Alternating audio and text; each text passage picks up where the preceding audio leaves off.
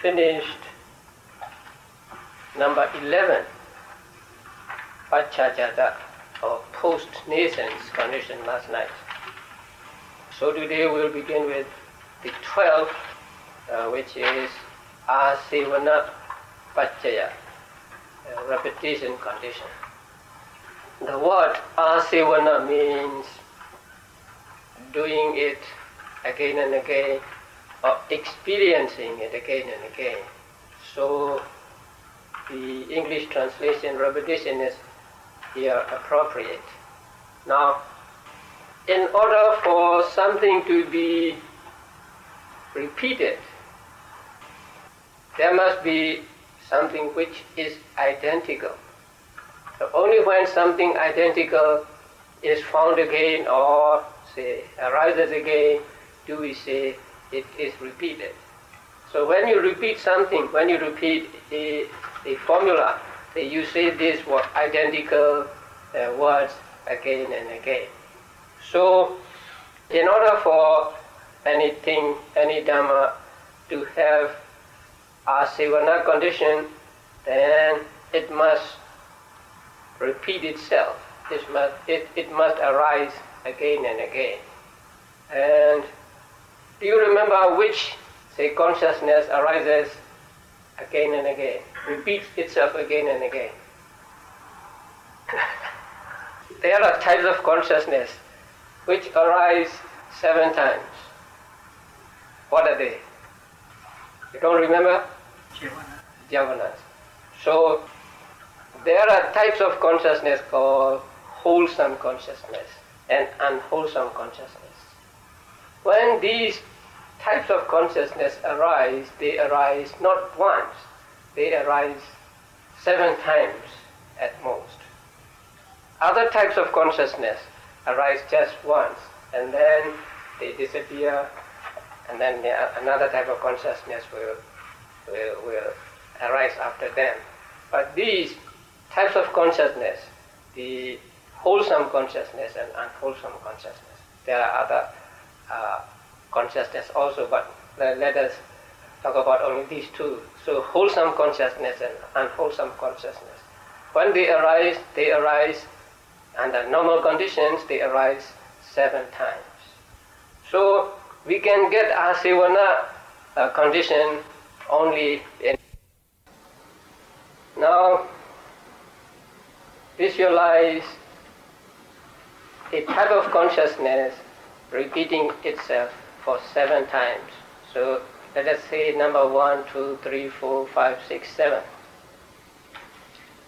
The second is identical with the first, and the third is identical with the first and second, and so on. So all these 7 consciousness are identical. Now, when there is no first consciousness, there can be no second. There can be no third. So the first one, when it disappears, it gives something of it to the second. That is why it is called repeated. So the first one is a repetition condition for second, because if there is no first one, there can be no second. And the second is the repetition condition for the third, and so on. So the 6th is the repetition condition for the 7th. But after 7th, there is another type of consciousness, non-identical. In that case, there is no repetition condition, right?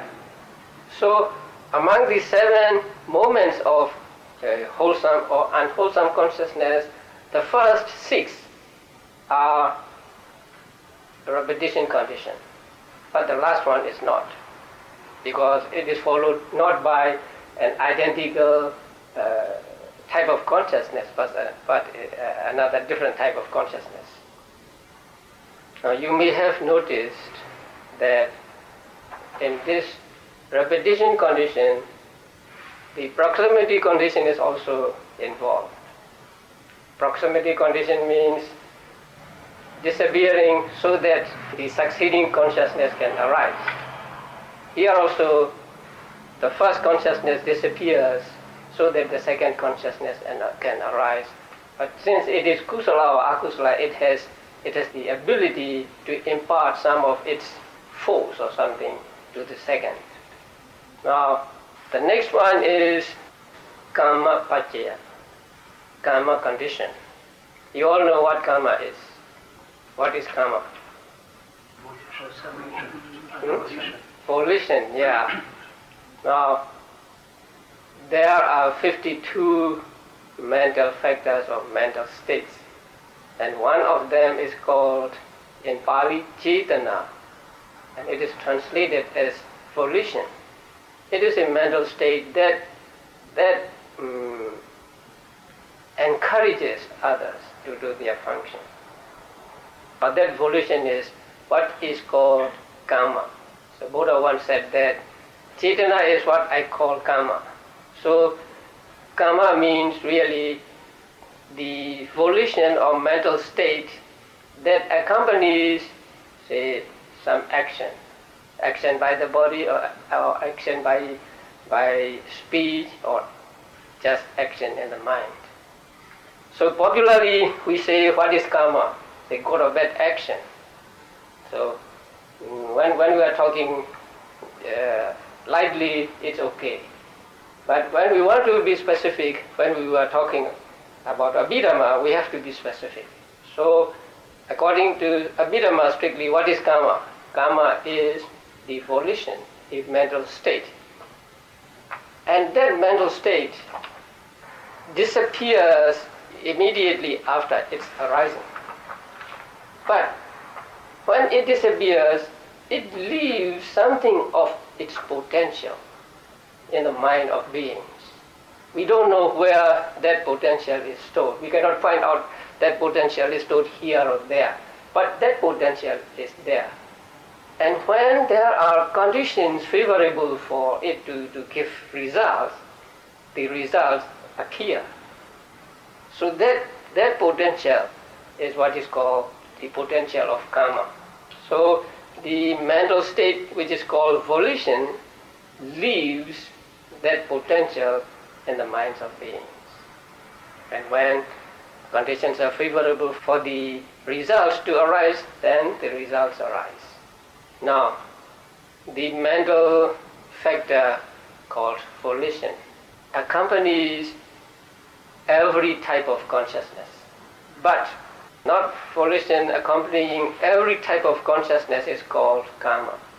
Volition accompanying only wholesome and unwholesome consciousness is called karma. Because here karma means something which will give result in the future. The conditioning factor is volition here, and those that are conditioned by it may arise later, years later, or may arise many lives later. So they belong to different times. The cause of condition belongs, let's say, here, and its result may come, say, sometime in the future. So they have different times. The karma which gives results is called karma with different time. They translate it in English as asynchronous karma. Now there is another kind of karma. Maybe I have not told you about this. Now you know volition accompanies every type of consciousness. So volition accompanying other types of consciousness than wholesome and unwholesome is also called karma. So that karma is named sahajata karma. It is called karma, but it will not give results as the other karma does. Now, say karma which arises with a resultant consciousness. Now, that volition, the volition arises with a resultant consciousness. So that volition is also called karma. But it is karma arising together with the consciousness which it conditions. So that is called sahajata karma, or the co-nascent karma. So there are two kinds of karma. Karma arising at the same time with what it conditions, and karma which arises before, sometimes maybe long before the results are produced. So we should understand two kinds of karma. The next one is vipaka, result condition. So in order to have result condition, it must be the result. So we can have vipaka condition in consciousness and mental factors only. Now, the word vipaka means result, but it means the identical results. Now, the karma give results, right? When karma give results, the results are in the form of consciousness, mental factors, and also rupa. At the moment of conception, there arise consciousness, mental factors, and also material properties.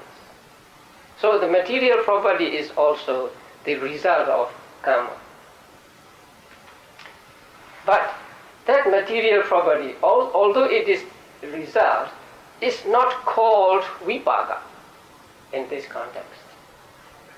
Because the word vipaka is used for only identical results. That means if the cause is nama, if the cause is mental, then the effect must also be mental thing, not material thing. So we can get vipaka only in cetas and cetasikas, consciousness and mental factors, and not in material properties caused by karma or caused by ceta. The next one, ahara, nutriment. Popularly, ahara means food. So we can find nutriment condition in what are called foods. I hope you remember aharas, nutriments. How many aharas are there? How many? You're going to be Kalyana Buddhists. So you must give the answer, right? How many aharas are there? Material ahara, that means nutriment, right? And then contact, phassa. And then cetana, volition. And then vijnana, consciousness. So these four are called ahara. So not only the edible food, but also the other three mental things are called ahara. So we find ahara condition not only in material things, but also in mental things like cetas and cetasikas. Now, in the food we eat, there is what we call ahara or nutriment. That is nutrition in the food. And that nutrition in the food can produce other material properties. So the nutrition is ahara condition, and the material properties caused by that nutrition is called those that are conditioned by it. So one nutrition is conditioned, and the other material properties are those that are conditioned. And when consciousness and mental factors arise together, then there is this ahara condition, because there is consciousness, and there is also contact, phassa, and there is also cetana. So when one is said to be, or when we take one to be ahara condition, then the others and also the other concomitants are those that are conditioned by it. And we take another one as ahara condition, and the remaining as those that are conditioned, and so on. Okay, next one is indriya paccaya, faculty condition. How many indriyas are there? How many? 6 Yeah?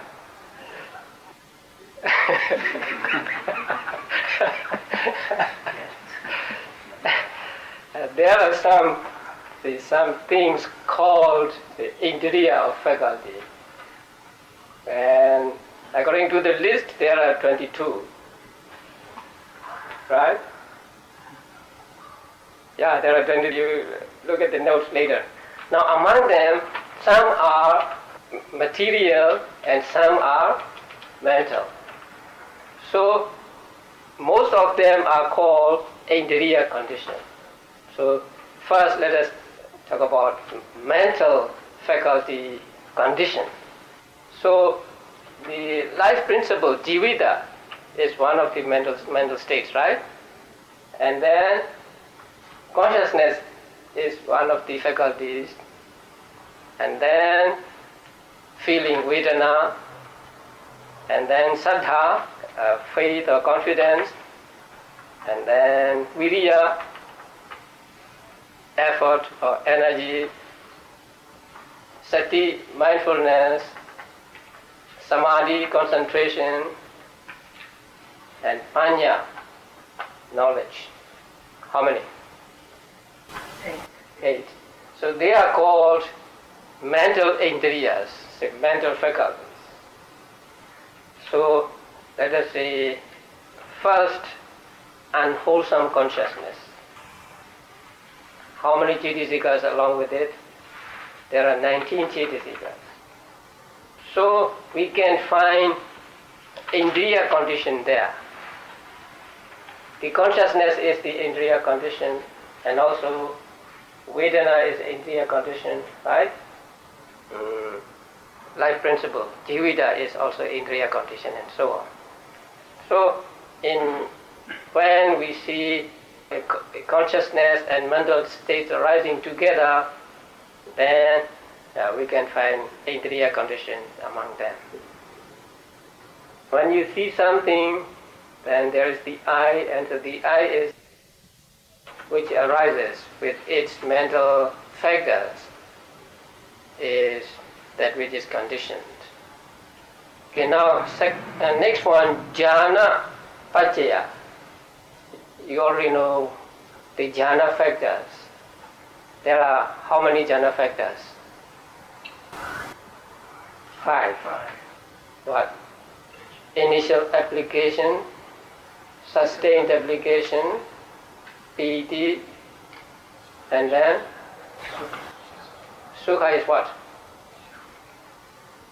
What cetasika? Vedana. So vedana, and then the last one, ekagata, one-pointedness. So these are called 5 jhana factors. So whenever you see these jhana factors, not necessarily with jhana consciousness, but with any type of consciousness except the 10 beginning with seeing consciousness. So there we can have jhana condition. Now for example, the first akusala ceta. So there are 19 cetasikas going along with it. So among the 19 cetasikas, there are what? Initial application, sustained application, and then piti, and ekagata, one-pointedness. And also there is vedana. So we can pick one of them as jhana condition, and say the others are those that are conditioned by that jhana factor. Now magga paccaya or magga condition, path condition. So magga is the name of some factors, some mental factors. Magga means path. That means once you are on that path, you will reach a certain place without fail. In the same way, once you are on the Noble Eightfold Path, then you are sure to reach Nibbana. So that is why these factors as a group are called Magga, and in each individual factor is called factor of Magga. How many Magga factors are there? How many? Only 5? 8? No, two answers now. I have 8, 5, 7. So you all know the eight factors of Magga, right? 25? Too many.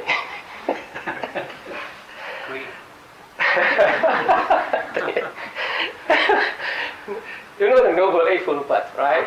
So the factors of Eightfold, it says eightfold, so there are 8 factors, right? But there is one more, right? You remember now? You don't? What's that? Because when I say Magga, you are always thinking of good kusala, right? There is one Magga in the akusala, unwholesome. Not actually one, but how many?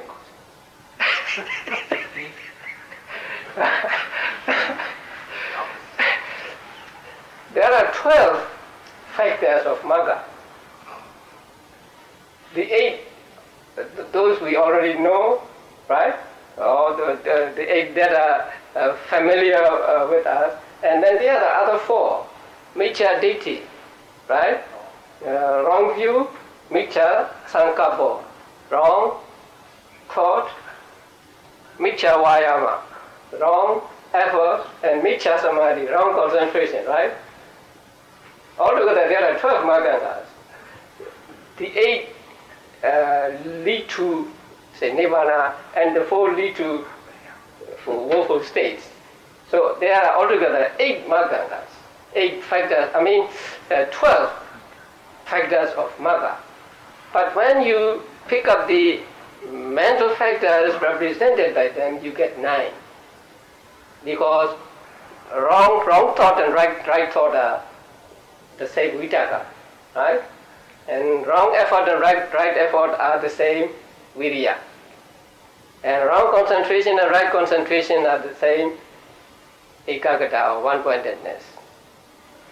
So, although there are 4 bad factors of Magga, when we count the Cetasikas, we get only 1 new Miccha Ditti, wrong view. Wrong view is a separate mental factor, right? So, when I ask you how many Magga factors are there, the answer should be 9, right? 9 Magga factors. The 8, the regular ones, plus Miccha Ditti, wrong view. So these are called Maggangas, the factors of Magga, and they are the Magga condition here. Again, the first, unwholesome consciousness, and 19 mental factors arising together with it. Is there Magga condition there? Yes, because there is wrong view, right? And there is, what do you call, vitaka, right? And there is effort, virya. And there is ekaggata. So, among the first unwholesome Cheta and 19 Cetasikas arising along with it, so we can get Magga condition there. So we take, say, wrong view as Magga condition, then the Cheta and the other 18 Cetasikas are those that are conditioned by it. Then we take, say, virya as Magga condition, and the remaining as those that are conditioned by it. Okay, next one. Sampayutta. Sampayutta means association. Now, association means arising together and perishing together and having the same object and depending on the same base. So those dhammas that have these four characteristics are said to be associated. Only the consciousness and mental factors can have this kind of condition, sampayutta condition. Because only cetas and cetasikas arise together, perish together, have the same object, and depend on the same base. So, let's take the first akusala consciousness again with 19 cetasikas. So, you can pick one as the conditioning, the sampayutta conditioning factor, and the other, the remaining ones, as those that are conditioned by it. So any one of them can be the association condition, then the remaining one becomes those that are conditioned by it. Now the next one is Vipayutta, non-association. It is the opposite of Sampayutta. Now consciousness and matter may arise at the same moment, but they do not perish at the same moment. Consciousness perishes very quickly, but matter stays on for how many moments? Until the 17th moment. Now matter is said to have the life of 17 thought moments, or in other words, matter lives 17 times longer than, say, mind or consciousness. So they may arise together at the same moment, but they do not perish together. Mind perishes first, and then matter perishes later.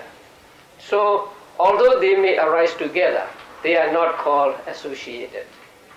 So, there is non-association condition between mind and matter. What about between one matter and another? They do not have these four characteristics. They're taking the same object and depending on the same base.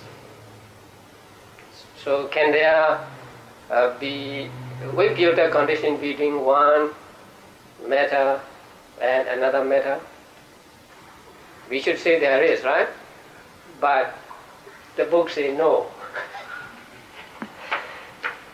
Now, there is a saying that wherever there is negation, there is some kind of doubt or suspicion. Here, analogy. Say you pick up a rock, but you or anybody will not say that this rock is not gold, because it's too obvious. You will not think that this rock is gold. No, nobody will think that this rock is gold. So you don't have to negate it, because it is too obvious. But if you pick up a brass, a thing made of brass, a yellow thing, then it looks like gold, and so somebody may suspect that it is gold. Then you say, no, this is not gold, there is negation. So whenever there is negation, there is some kind of suspicion or doubt involved. So only when there is some kind of suspicion or doubt do you negate, do you say this is not something like that. But between one matter and another, there is no such doubt, whether they are associated or not. So we do not say that they are not associated. We do not call them, they are non-association. They belong to non-association condition, because they are too obvious. So only between mind and or consciousness and matter is there such suspicion. Now, consciousness can produce matter. There are four causes of matter, right? Karma, consciousness, temperature or utu, and food. So when mind produces matter, they arise together. Rise together there is a suspicion that they may be associated. They are together, and so they should be associated. Then we will say, no, they are not associated, because there are no four characteristics among these two, so they are non-associated. So only when there is a suspicion or doubt is negation meaningful. Otherwise, it's not worth negating. So that is why the Vipayutta condition can be found only between, say, consciousness and mental factors on the one hand, and some kind of matter on the other. The next one is atti, presence. So presence means existing. So in order to have the presence condition, something must be existing. And also the one that is conditioned by it must also be existing at that moment. So both the conditioning and the conditioned must exist at the same moment. Now I talk about this in connection with Sahajada, Nisaya, Purijada, and so on. So when things arise together, when, say, consciousness and mental states arise together, then they exist together. So whenever there is Sahajada condition, there is also Atti condition. Whenever there is, say, Nisaya condition, there is Atti condition. Nisaya conditions mean support. Say, your eye consciousness depends on the eye. So the eye must be present for eye consciousness to arise. So there is the existing also. So when things arise and exist together, then there is said to be this condition, atti or present condition. And the 24th one, avigata condition, is actually the same as atti condition. So presence and non-disappearance mean the same thing. Number 22, nati, absence. It is the opposite of 21. And number 23, vigata, is the same as nati. So 22 and 23 are same, 21 and 24 are same. There is very subtle difference between nati and vigata, but let us leave that alone now. So let us take that they are the same. So the atti and avigata are same, nati and vigata are also same. So nati means absence. So when something arises and it disappears, then there is this nati or absence condition. So it is connected with what condition above? 4, anantara condition, right? Anantara condition means it disappears so that another can arise. So they are similar.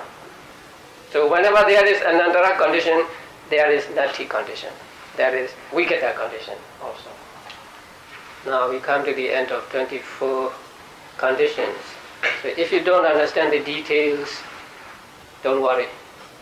I want you to have the general idea of what Patthana means. Because in order to understand fully what I told you, you need to have studied some of Abhidhamma. Not all of you have studied Abhidhamma, I think. So if you don't understand all of what I said, don't worry. But the general idea of Patthana is that things happen depending upon the conditions. So without conditions, there can be no arising of things.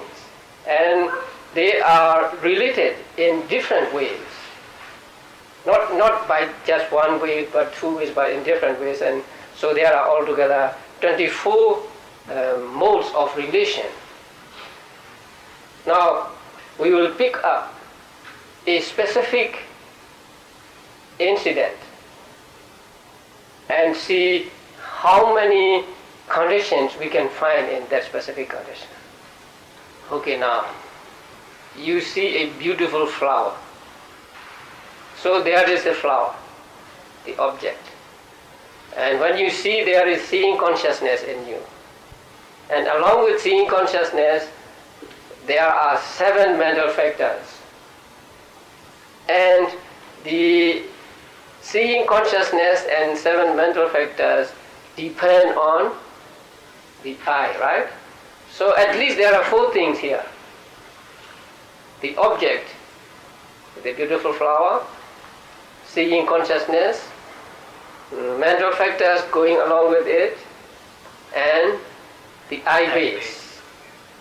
So let us try to find how many relationships there are in this situation. Okay, I will ask one by one. Is there a hetu condition? Yes or no? No. Hmm? Yes. Why yes?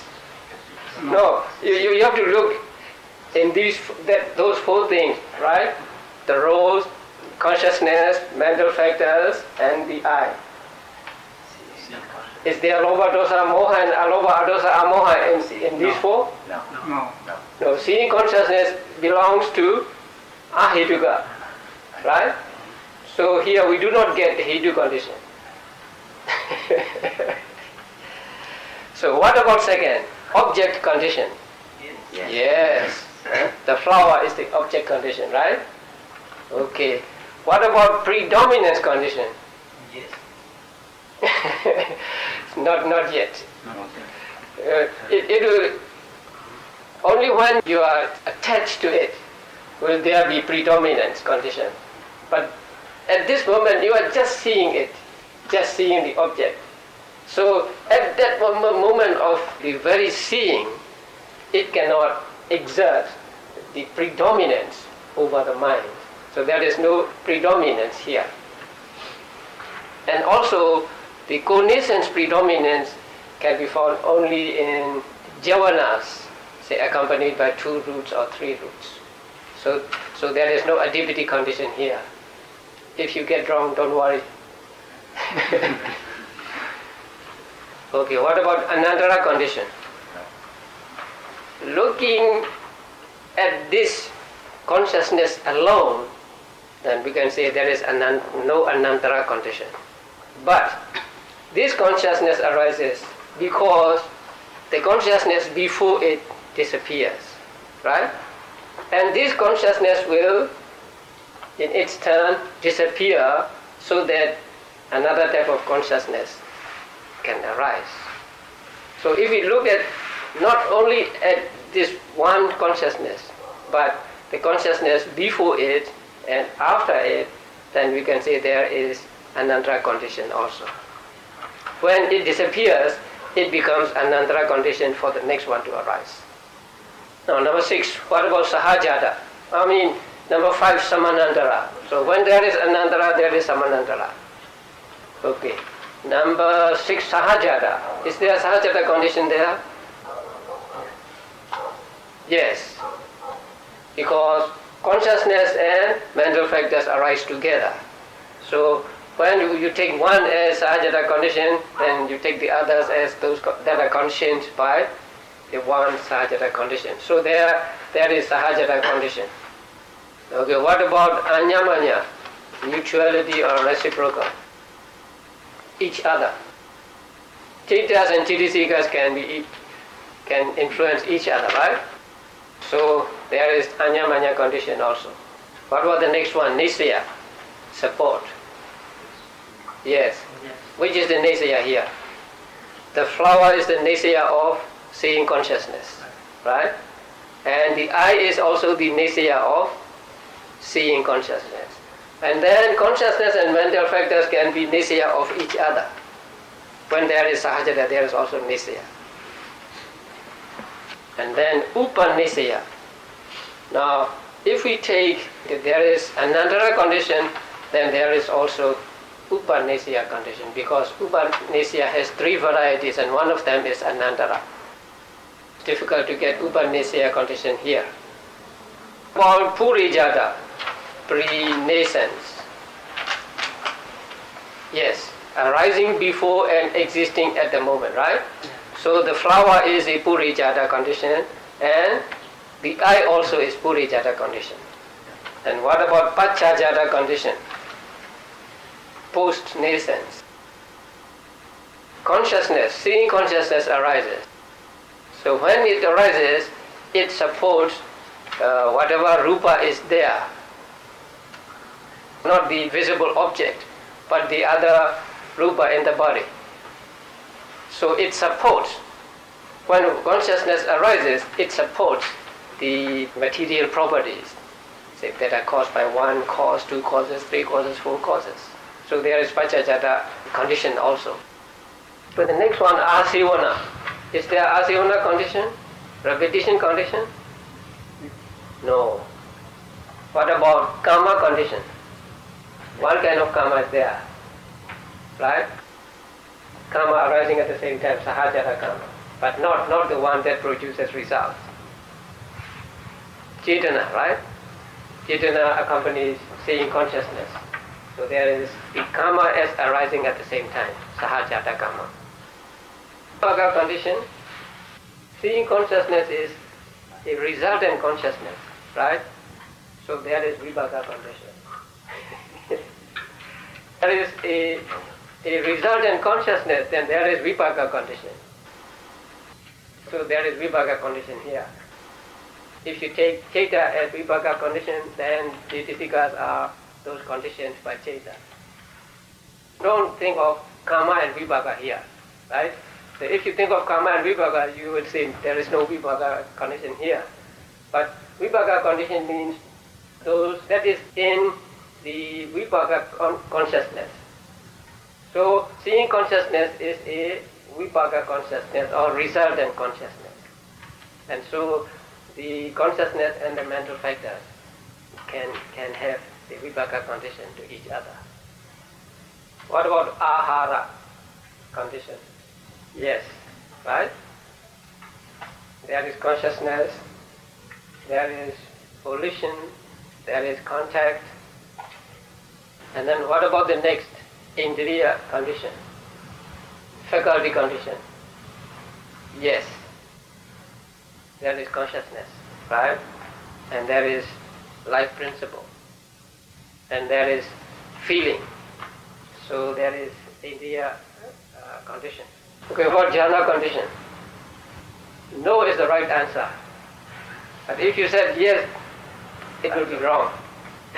Because it is said that we cannot have jhana condition with regard to 10 sense consciousness, right?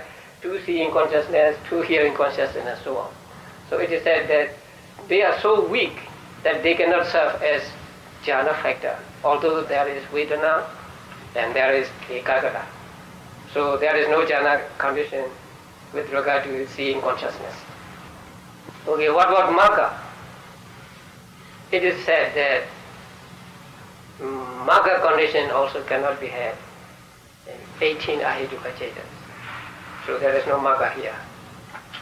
Now, the reason for there being no jhana condition is that if it is to be jhana, it must have at least vitaka, initial application. But there is no initial application arising together with seeing consciousness. So that is why there is no magga. And I mean there is no jhana. And there is no magga because in order to be a magga, you need root. But since these types of consciousness are without roots, they cannot be called magga. So although there are what we call magga factors arising together with seeing consciousness, we don't say that there is magga condition there. Sampayutta, association. Is there sampayutta condition? Yes, because there is consciousness and there are cetasikas. And is there vipayutta condition? No. Although there is rupa as an object, there is no suspicion of their being associated. So there is no regular condition here. Nati condition? Yes. Nati condition? We should say yes, because when it disappears, it becomes nati condition. But when it is existing, it is not nati condition. Then the next two. When there is nati, there is vigata, and when there is ati, there is avigata, because they are the same. So, what I want to show you, giving this example, is how much we can understand of such a very simple experience. It's very common. See, we are seeing things every day. And so we don't think of it as a complex experience. We see something and that's all there is to it. But if we apply our knowledge of, a very, very small knowledge of Patthana to it, now we know how complex this seemingly simple experience is. Say, at least there are 4 groups of things arising at the same time, and they are related to each other in many different ways. Not just in one way, not just in 2 ways, many different ways. So we can imagine how immense and how infinite the wisdom of the Buddha is. And understand this much, how much more Buddha would have understood. Right? So the more we know about these teachings, the more we adore the Buddha, the more we have respect for him and for his infinite wisdom. So one thing which makes us devoted to the Buddha, which makes us have respect for the Buddha, is to understand his teachings. The more we understand his teachings, the more we can appreciate his wisdom. And the more we become humble, right? We think that now we know a lot. But compared with what Buddha knew, it's just a particle of dust on the ground. So we become more and more humbled when we know more about the Buddha's teachings. And when you have such respect for the Buddha, the appreciation of his infinite wisdom, then you have the very firm confidence in the Buddha, very firm faith in the Buddha. It is almost unshakable. I say almost because as a Puthujana, it may be shakeable. But if you know so much, I think it's very, very difficult to shake you of this confidence in the Buddha. So it is by understanding his teaching that we come to appreciate his infinite wisdom, and we come to appreciate his infinite compassion for the beings. He has become a Buddha and he could enjoy his bliss and he could do nothing because he has already finished his task and he is going to reach Nibbana. But he did not enjoy bliss as much as he would like to, but he took the trouble to teach beings. And also when he died, he left these teachings to us, and those disciples carried his teachings from generation to generation until today. So by understanding his teachings, we come to realize how very important it is, to transfer our knowledge, to transfer his teachings from one generation to another. So because of this tradition, now we can understand a little about, Patthana conditions, and we can apply it to our daily experience. So if you think about this, it's seeing something, hearing something, and how many relationships are involved, then you can understand a lot.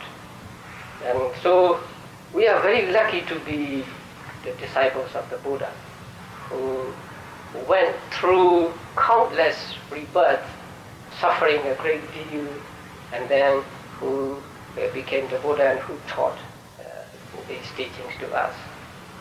And we are also lucky to have the opportunity to understand his teachings in some depth.